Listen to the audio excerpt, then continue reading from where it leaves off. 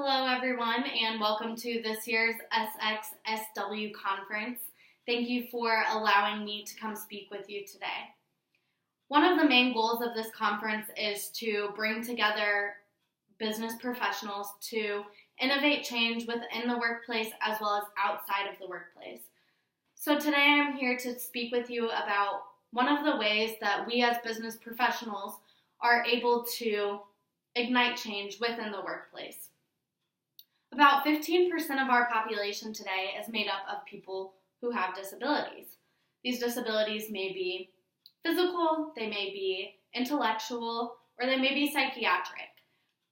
But there are about 15% of the population. When it comes to this 15%, only about 1 in 5 of them are employed, and they are seeking work. And Alyssa Ward, occupational therapist, found that when it comes to adults with autism, only about 50% of them who are seeking work are actually employed. So the Americans with Disabilities Act was signed into law in 1990 by President George H.W. Bush, and the primary goals of the ADA were to protect disabled individuals under the law when it comes to employment, education, accessibility, transportation, and some other factors that affect most of us on a daily basis. It has actually been found that there are more unemployed disabled people today than there were before the ADA was actually signed into law. So employment opportunities need to be expanded for intellectually disabled people because they long for independence, they need to learn to be accountable, and they are valuable assets to businesses. When you turn 18, 19, 20, you're of college age, most people can say that they were ready to be out of their parents' house, they were ready for their independence, they were ready to have their own life away from their parents. And whether that meant moving out or staying home and saving money so you can move out one day, or going to college or going to the military, there are many different ways that people achieve this independence. One of the ways that I mentioned is getting a job and saving money. Well, disabled individuals are no different. They also strive to be independent. So with that being said, today schools are more accommodating. Public schools and colleges as well are more accommodating due to the ADA laws that have been put in place. And they are preparing students more fully for a life after schooling, which means getting a job and working and supporting themselves. So because of that, we need to expand these employment opportunities. These people are being educated to get a graduate level job, but are only getting entry level or food service jobs. And that may be where they end up for the rest of their lives.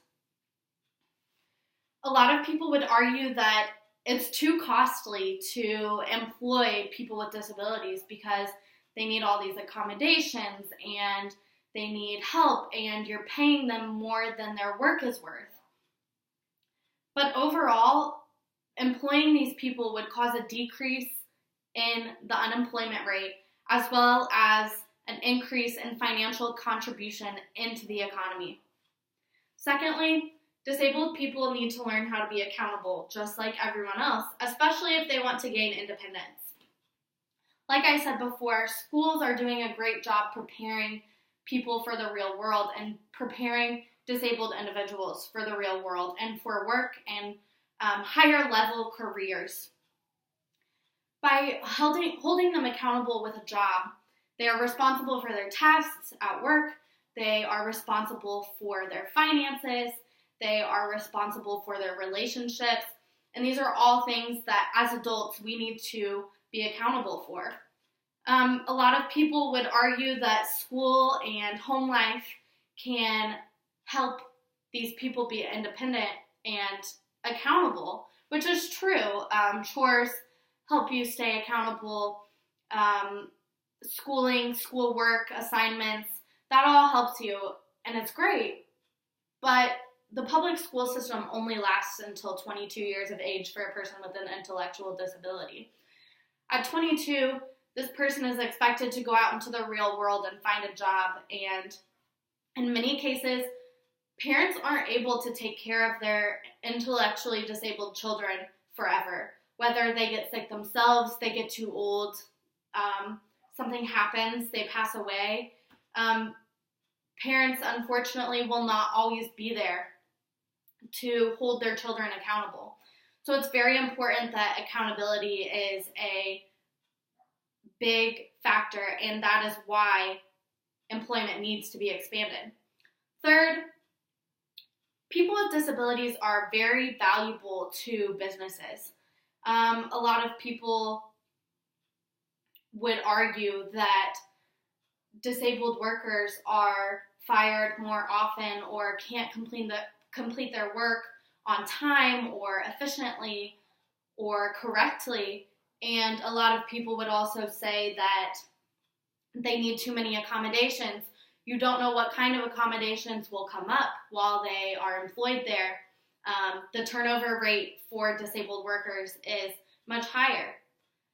But the thing is, it's been found in many studies, especially the one, specifically the one by occupational therapist Alyssa Ward, who I mentioned earlier, found that disabled individuals are very willing to work and get a good degree. They are very motivated by a paycheck. They are very motivated by success.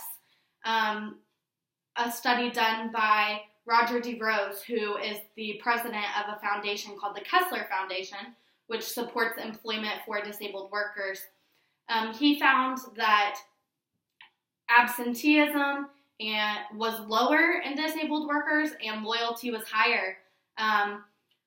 Less turnover in the sense that it is less likely for a disabled worker to quit. It may be more likely for them to get fired due to the workplace, but it is less likely for them to quit. And it's also more likely that they are going to be motivated and they desire to achieve high job satisfaction. So with all of this being said, employment opportunities for disabled individuals need to be expanded because they long for independence, they need to be held accountable, and they are valuable assets to businesses. So we, as a country, need to come together and be inclusive of all people and inclusive of society in order to create a better economy and a better life for disabled people. Thank you.